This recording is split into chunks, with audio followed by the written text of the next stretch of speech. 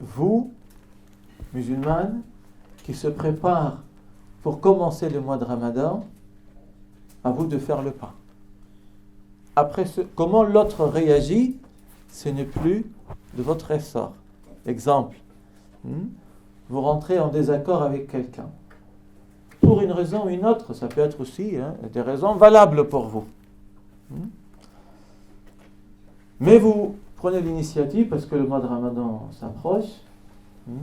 Et d'ailleurs, même en dehors du mois de Ramadan, en islam, on ne arrête pas de parler avec quelqu'un au-delà de 3 jours. Et ça, c'est la règle en islam. Ça veut dire quoi? Ça veut dire, même celui qui m'a commis un tort, ou c'est l'autre qui m'a commis un tort, et si je le croise, je dis salam alaikum. Je ne suis pas obligé d'aller le rendre visite matin, midi, soir, ou de l'appeler plusieurs fois par jour, parce que ce n'est pas un intime. Il n'y a pas d'affinité. Par contre, si je le croise dans la rue, je dis salam alaikum, ça va, la baisse. Ou à la mosquée. S'il a un événement malheureux, je lui dis azamallah ajrak, par exemple, s'il a un décès. Ou un événement heureux, je peux lui dire mabrouk. Ça s'arrête là. C'est de ça dont vous parlez, c'est pas... Oui. Donc, c'est le fait de ne pas parler du tout à une personne, c'est pas le fait d'être en désaccord avec une personne. Non, mais il y a des accords avec vraiment de la rancune. La rancune, je déteste l'autre. Vous voyez? Mais si je suis en désaccord avec l'autre, ça peut arriver entre les humains. On n'est pas sur le même point de vue. On ne voit pas les choses de la même manière. Moi, c'était plus par rapport à ça, ça m'interpellait. Oui, oui. On peut être en désaccord, mais tout en, comme vous avez dit... Mais c'est un désaccord... Salam alaikum, Bien sûr, bien sûr, bien sûr. Il y a toujours un respect mutuel. Bien sûr. Ça, c'est humain. De ne pas être totalement en accord avec les autres, même parfois en matière de religion, sur des avis, etc. Mais là où vraiment c'est vraiment problématique, c'est commencer le mois de Ramadan, alors que si je croise un frère, je tourne mon dos et il tourne son dos. Vous pouvez imaginer cela? Alors que, soi-disant, on est en train de rentrer dans une période spirituelle de rapprochement avec Allah subhanahu wa ta'ala et le paradis. C'est totalement incohérent et contradictoire.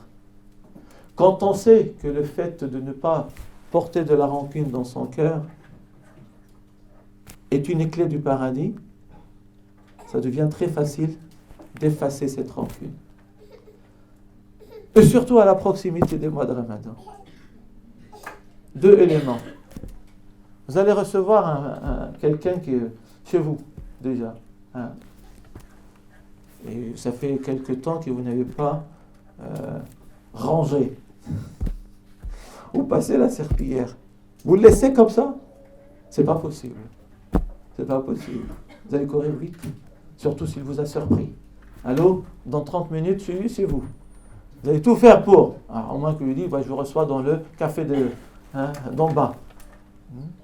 Mais peu importe, il a prévu du temps suffisant. Vous allez tout faire pour rendre la chose propre, afin d'accueillir les personnes, que vous aimez. Ou même pas. Le mois de Ramadan, nous allons l'accueillir. On ne peut pas l'accueillir avec un cœur noirci, par de la haine ou de la rancune vis-à-vis des nôtres, même si parfois ils nous ont causé du tort. Pouvoir, cette force que le croyant, seul le croyant a cette force, de pouvoir nettoyer son corps. Et l'iman permet de faire cela. Et cette histoire vous permettra, j'en suis persuadé, de le faire. Un jour, à la mosquée du prophète Mohammed sallallahu alayhi wa sallam, vous voyez, on est en train de cueillir du jardin ramadanien, un peu de là. C'est Abdullah ibn Amr ibn al-As qui rapporte l'histoire. Il dit, on est dans la mosquée du prophète Mohammed sallallahu alayhi wa sallam, et le prophète dit, vous allez voir quelqu'un venir à vous du paradis. Un homme à qui le prophète lui annonce le paradis. Rajulun min ahli al-jannah. Un homme des gens du paradis. Effectivement, quelqu'un s'approche, il vient Il venait de faire ses ablutions. On voit même l'eau encore sur son visage. Il vient, il fait des rak'at, il s'assoit. Pas très connu. Le lendemain, pareil. Le même homme arrive. Le surlendemain, pareil. Le même homme arrive. Et Abdullah ibn Amr al-As regardait la hauteur dans la recherche. Ah, il a acheté une belle voiture, je vais voir qu'est-ce qu'il a, quelle promotion, comment, pourquoi, etc. Pourquoi pas, après tout, mais je veux dire, les objectifs sont ô combien différents parfois. Et il l'a poursuivi jusqu'à chez lui. Il a frappé à la porte. Salam alaikum, alaikum salam. Mon frère, j'ai eu un petit désaccord avec mon papa. J'ai juré de ne pas rentrer à la maison 3 jours. Ne veux-tu pas m'accueillir? Marhaba, bienvenue mon frère. Entre donc. Il passe la première nuit, deuxième nuit, troisième nuit. Et pourquoi il est venu? Mais pour observer. Pour avoir ce ticket du paradis, cette clé du paradis. Où il a pu acheter cela, trouver cela, dans quel solde, dans quelle occasion, dans quel magasin, dans quel marché. Oh, combien de gens s'appellent, t'as acheté ça, où? Hein, ce costume, ce foulard, cette veste, etc. La hauteur. Oh, combien c'est noble. Et les 3 nuits passent, et quand il s'apprêtait à partir, il dit, mon frère, pour te dire, j'avais pas de différend avec mon père, tout simplement, voilà ce que le prophète a dit, 3 jours de suite. Et je suis venu simplement apprendre. Voir, peut-être à mon tour, je pourrais l'être et devenir. Que fais-tu?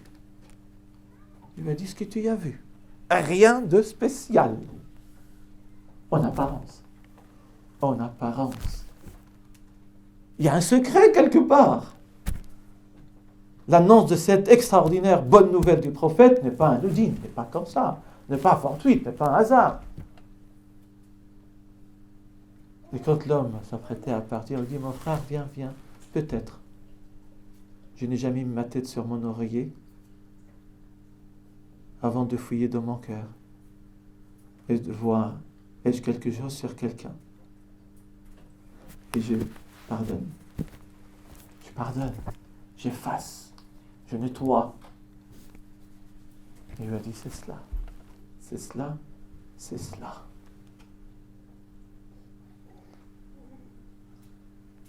Ça peut paraître facile à dire, peut-être difficile à faire, mais croyez-moi, mes frères et sœurs, lorsque nous nous mettons devant nos yeux l'objectif, la finalité, la récompense, l'annonce de la bonne nouvelle, c'est une leçon pour tous ceux qui viendront, écouteront cette histoire. Et que tu te retrouves dans cette situation, Wallah, tu pourras effacer la rancune dans ton cœur. Tu pourras. Et surtout, avec la miséricorde qui va arriver dès le premier jour du mois de Ramadan, prends le téléphone et appelle ton frère ou ta sœur, ton père ou ta mère.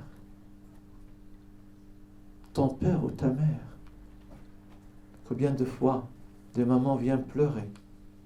Mon fils m'a insulté. M'a traité. C'est l'occasion de rétablir les frères dans une même famille, les sœurs, les couples, les époux, etc. C'est le moment, wallahi. Et c'est par la grâce d'Allah, je faisais ça un jour à Sanois.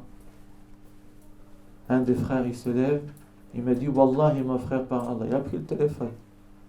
Il m'a dit, je suis en conflit terrible avec ma belle-sœur. Tout de suite, je vais la pardonner et je lui vais lui demander qu'elle me pardonne. Quelques jours pour se préparer.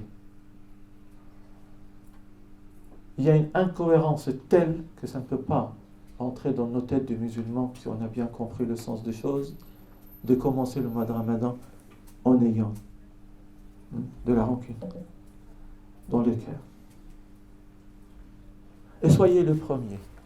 Et je peux vous raconter plein de choses là-dessus, parce que c'est un de nos gros problèmes aujourd'hui, dans nos mosquées, dans nos familles et dans nos sociétés. Vous savez, là aussi. Parce que nous voulons le paradis pour le mois de Ramadan. Après tout, c'est ça la finalité. Ben, le paradis, on peut l'accueillir et l'acquérir par le mois de Ramadan, mais par aussi autre chose. Mais le mois de Ramadan nous facilite la tâche.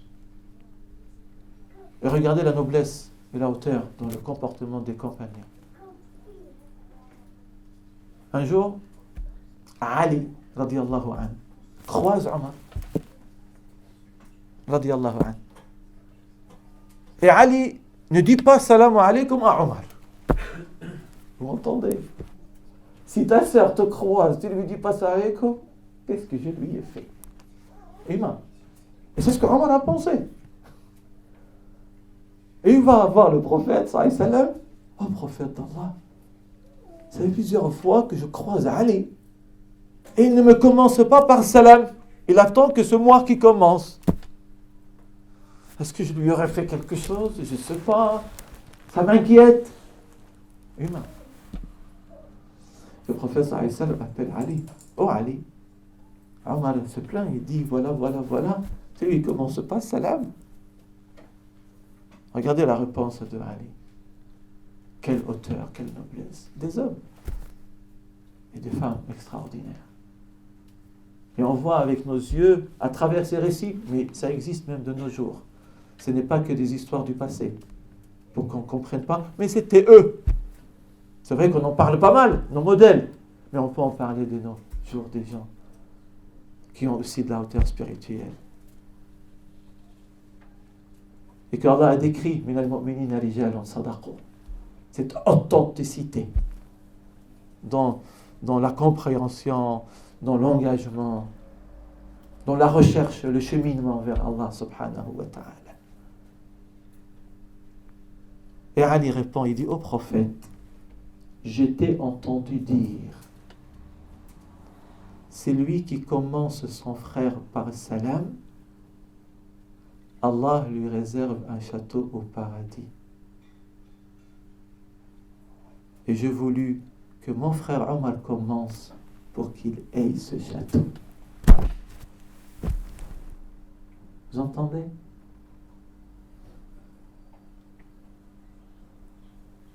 Je ne sais pas comment qualifier cela, mais c'est des êtres humains, comme moi et toi. Oui, c'est possible. Et le mois de Ramadan nous aidera à cela. Et doit nous aider. Et s'il ne nous aide pas, il y a un problème quelque part. Il y a un problème, il faut rechercher ce problème quelque part. Il faut fouiller dans ton cœur. Fettish, oui, cherche dans ton cœur. Qu'y a-t-il? Que se passe-t-il dedans? Qu'est-ce qui ne va pas dans ce cœur?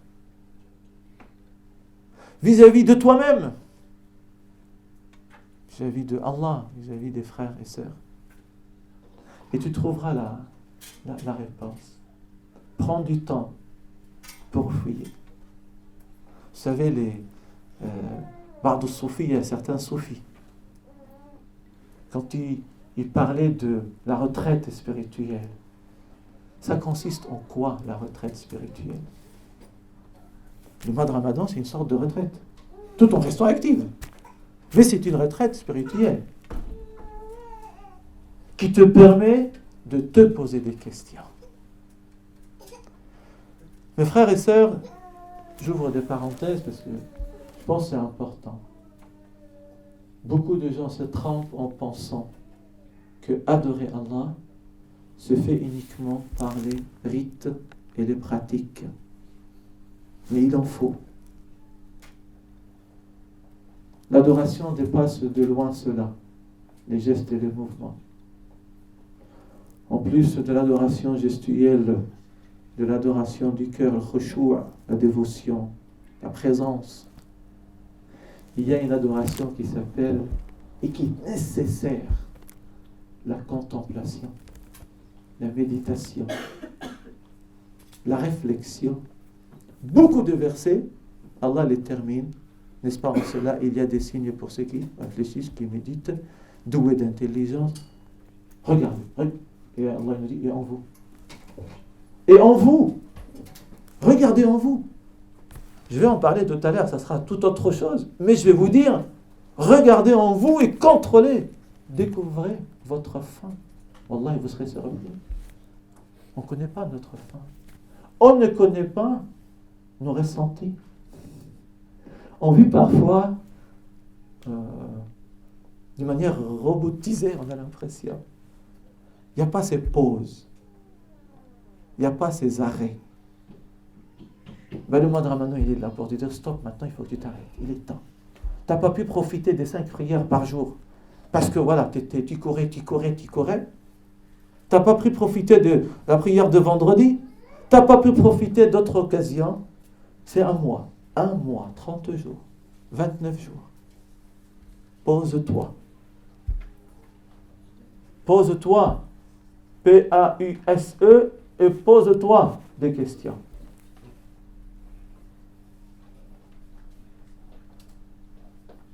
Il faut savoir se poser et fouiller au fond de lui. Vous allez vous découvrir. Vous serez heureux de vous découvrir. Wallahi, ça ne sert à rien de se cacher. Quand vous allez vous découvrir, ça vous fera énormément du bien et vous saurez mieux qui vous êtes et comment se comporter avec les autres. Et vous saurez beaucoup plus facilement, beaucoup plus agréablement. Vous serez même joyeux, heureux de pardonner. Heureux de faire le bien vis-à-vis de l'autre. Heureux de rendre le sourire même à celui qui vous a fait du mal. Wallah, c'est une expérience personnelle. Tous ceux qui me connaissent ou ont suivi un peu mon cheminement dans le passé, tout le monde a eu des soucis avec certains dans son parcours de vie. Je n'ai pas trouvé, wallahi, c'est pas moi qui le dis, humble serviteur, c'est le prophète qui nous l'a enseigné. Je n'ai pas trouvé mieux que le hilm pour prendre le dessus dans un conflit. Pas au sens dessus, c'est moi qui. Non, pour résoudre un conflit. Et ouvrir les cœurs. Al-hilm, qui veut dire la douceur, la sagesse. Être doux, humble. La grosse tête servira à quoi?